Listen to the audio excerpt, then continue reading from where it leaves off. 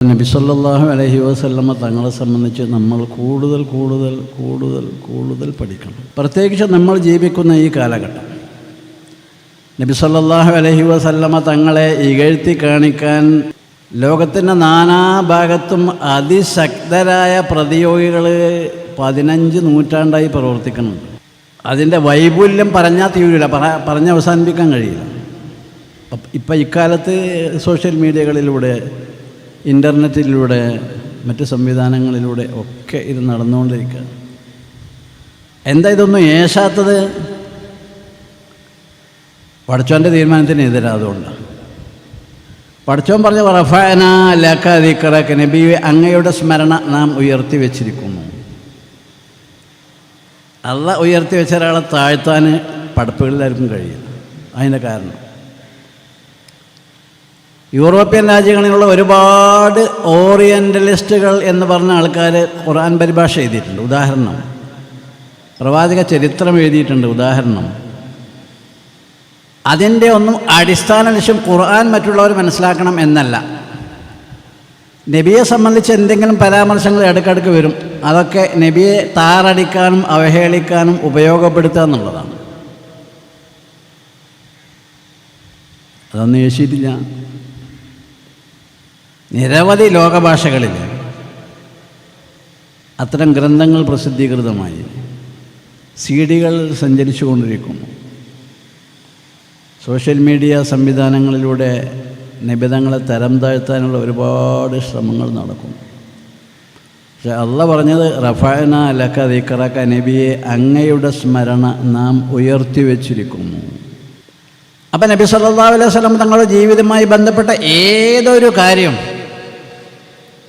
ഇത്തരം ഏതെങ്കിലും ഒരാളുടെ വസ്വാസ് കേട്ട് നമ്മുടെ വിശ്വാസത്തെ ഹനിക്കാൻ കാരണമാകരുത്. 6-ാം നൂറ്റാണ്ടിലുള്ളതല്ല നിങ്ങളെ വിശ്വാസ സംഹിത എന്ന് ചോദിച്ചാൽ ആയിക്കോട്ടെ, 6 ആയതുകൊണ്ട് ഇപ്പം എന്താ? നൂറ്റാണ്ട് കഴിയുന്നത് കൊണ്ട് വസ്തുതകൾക്ക് മാറ്റം വരുമല്ലോ. അതിൻ്റെ എത്രയോ നൂറ്റാണ്ട് മുമ്പുണ്ടായിരുന്ന ആദം നബി അലൈഹി സ്വലാം ദാഹിച്ചപ്പോൾ ദാഹശമനത്തിന് വെള്ളം കുടിക്കുക ചെയ്തത്. നമ്മൾ അതിനെന്താ ചെയ്യൽ? അത് പരസഹസ്രം കൊല്ലങ്ങൾക്ക് മുമ്പ് ജനിച്ച് ജീവിച്ച ആദിമ മനുഷ്യൻ ഉപയോഗപ്പെടുത്തിയതാണ് ദാഹിക്കുമ്പോൾ വെള്ളം കുടിക്കുക എന്നുള്ളത്.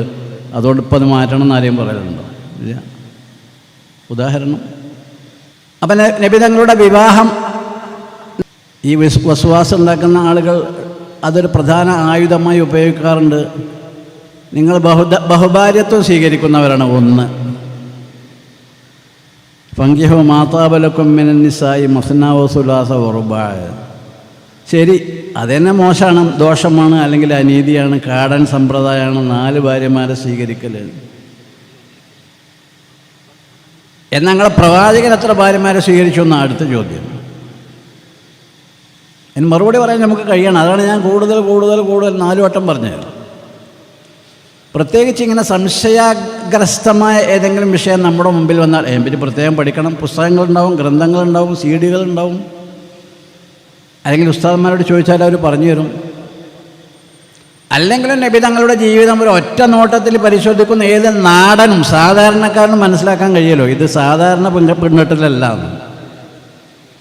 25 വയസ്സായപ്പോൾ നബി തങ്ങൾ വിവാഹം ചെയ്തത് 40 വയസ്സ് ആവുകയും വേറെ ഒരു ദാമ്പത്യ ബന്ധത്തിൽ കുട്ടികൾ ഉണ്ടാവുകയും ചെയ്ത മധ്യവയസ്കയെ ആണ്.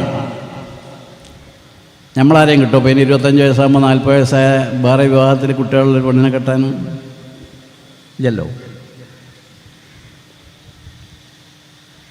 ആ വിവാഹമാണ് ജീവിതത്തിൻ്റെ 3/4 ഭാഗവും അല്ലെങ്കിൽ 90% തുടർന്നു പോയത്.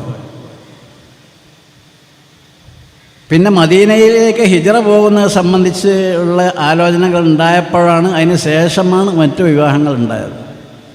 അതിൻ്റെ ഓരോന്നിൻ്റെയും പിന്നിൽ അർത്ഥഗർഭമായ നിരവധി സംഭവ പരമ്പരകൾ നമുക്ക് കാണാൻ സാധിക്കും. അതുകൊണ്ടാണ് നബി തങ്ങളെ നിഷ്പക്ഷമായി പഠിച്ച അമുസ്ലിങ്ങളായ ഓറിയൻ്റലിസ്റ്റുകളായ ആളുകൾ വരെ നിബിതങ്ങളുടെ സ്റ്റാറ്റസ് അംഗീകരിക്കാൻ ദൃഷ്ടരായത്, സന്നദ്ധരായത്, സജ്ജരായത് അല്ലെങ്കിൽ നിർബന്ധിതരായത്. 15 നൂറ്റാണ്ട് മുമ്പുള്ള വൈവാഹിക രീതി ഒരുപാടുണ്ട്, പ്രായം മാത്രമല്ല ഇതിലുള്ളത്. അവിടെ അതിൻ്റെ ഒരു അഡീഷനായി ഒരു കൂട്ടിച്ചേർക്കാൻ ഞാൻ ഉദ്ദേശിക്കുന്ന ഒരു കുറിപ്പ്,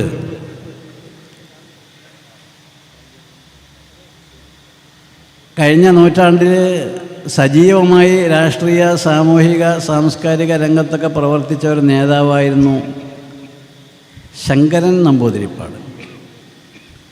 EMS എന്ന ത്രയാക്ഷരങ്ങളിൽ അറിയപ്പെടുന്ന ആൾ. EMS, ഏലംകുളത്ത് മനക്കൽ ശങ്കരൻ നമ്പൂതിരിപ്പാട്. ഏലംകുളം എന്ന് പറഞ്ഞാൽ പെരിന്തൽമണ്ണയുടെയും പട്ടാമ്പിയുടെയും ഇടയിലുള്ളൊരു സ്ഥലമാണ്. അവിടെ അദ്ദേഹം ജനിച്ചത്. നമ്പൂതിരി വിഭാഗത്തിലാണ് അദ്ദേഹം ജനിച്ചത്. അവരെ വീടിന് മന എന്നാണ് പറയുക. അപ്പോൾ അദ്ദേഹത്തിൻ്റെ വീടിൻ്റെ പേര് ഏലംകുളത്ത് മനക്കൽ. അതാണ് EM ശങ്കരൻ നമ്പൂതിരിപ്പാട്. പറഞ്ഞു വരുന്ന വിഷയം എന്താണെന്നറിയോ? EMSൻ്റെ ഉമ്മാനെ കെട്ടിച്ചത് അവർക്ക് 11 വയസ്സുള്ളപ്പോഴാണ്. EMSൻ്റെ ഉമ്മാനെ കെട്ടിച്ചപ്പോൾ ഉമ്മാൻ്റെ പ്രായം 11 വയസ്സാണ്. ഈ നാസർ വൈദി പോയ 15 നൂറ്റാണ്ട് പിന്നൊക്കൊന്നും പോകണ്ട. ഇത് 21 നൂറ്റാണ്ടാണ്. ഇതിന് തൊട്ട് മുമ്പുള്ള നൂറ്റാണ്ടുണ്ട്, 20 നൂറ്റാണ്ട്. ഇങ്ങനെ ഒരുപാട് സംഭവങ്ങൾ. അത് ഓരോ വിഷയം സാമൂഹികമായി ഓരോ വിഷയത്തിനൊരു കാഴ്ചപ്പാട്, ഒരു പരിപ്രേക്ഷ്യം, രീതി, ശൈലി, സ്വഭാവം അതനുസരിച്ചാണ് നടക്കുക. EMSൻ്റെ ഉമ്മാനെ 11 വയസ്സായപ്പോഴാണ് കെട്ടിച്ചത് എന്നതിൻ്റെ പേരിൽ അദ്ദേഹത്തെ ആരെങ്കിലും അല്ലെങ്കിൽ അദ്ദേഹത്തിൻ്റെ മാതാവിനെ ആരെങ്കിലും അവഹേളിക്കുകയോ പരിഹസിക്കുകയോ ഇകഴ്ത്തുകയോ ചെയ്യാറുണ്ടോ? ഇല്ല, ചെയ്യാൻ പാടില്ല. അത് അന്നത്തെ രീതിയാണ്. അത് ആ ഒരു നമ്പൂതിരി മാത്രമല്ല, മറ്റു പല നമ്പൂതിരിമാരും അങ്ങനെയായിരുന്നു. ഇനി ബഹുഭാര്യത്തെടുത്താലോ, നമ്മുടെ നാട്ടിൽ കുറേ മാന്യന്മാരുണ്ട്. അവർ ഉദ്യോഗസ്ഥന്മാരുണ്ടെങ്കിൽ MP-മാരുണ്ട്, MLA-മാരുണ്ട്, മന്ത്രിമാരുണ്ട്, കേന്ദ്രമന്ത്രി. അവർക്കൊക്കെ ഒരു ഭാര്യ ഉണ്ടാവും. പിന്നെ ഇൻചാർജ് ഭാര്യമാർ വേറെ ഉണ്ടാവും. വൈഫ് ഇൻചാർജ്, അങ്ങനെ പേരങ്ങനെ പറയില്ല എന്ന് മാത്രം. എത്ര ആളുണ്ടായിരുന്നു ഒഴിവ്? അത് ഇല്ലാത്തവരാരെന്ന് കയ്യൊന്തിക്കാൻ പറഞ്ഞാൽ സമൂഹത്തിൽ എത്ര ആൾ കയ്യൊന്തിക്കും?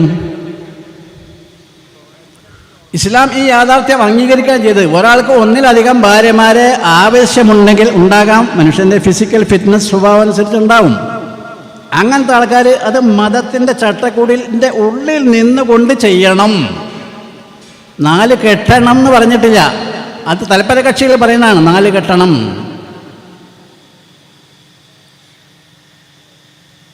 അത് ഞാൻ വിശദീകരിക്കുന്നത് വേറൊരു വിഷയമാണ്. ഞാൻ ആകെ പറഞ്ഞു വരുന്നത് നബി സല്ലല്ലാഹു അലൈഹി വസല്ലമ തങ്ങളെ ചാണിന് ചാണായി മുഴത്തിന് മുഴമായി പിൻപറ്റിയാൽ പോരാ, നാനോ മില്ലിമീറ്റർ അനുസരിച്ച് പിൻപറ്റണം. നബി സല്ലല്ലാഹു അലൈഹി വസല്ലമ തങ്ങളുടെ വ്യക്തിത്വത്തിൻ്റെ പ്രൗഢി, അതിൻ്റെ തെളിമ, അതിൻ്റെ മഹത്വം, അതിൻ്റെ ജാജ്വല്യത ഖിയാമത്ത് നാൾ ഇവരാർക്കും ചോദ്യം ചെയ്യാൻ കഴിയില്ല. മാനവിക സംസ്കാരത്തിൽ അടിയുറച്ച് നിൽക്കണം. അത് ഷർത്താ, കണ്ടീഷനാണ്, വ്യവസ്ഥയാണ്. മനുഷ്യനായി ജീവിക്കണം.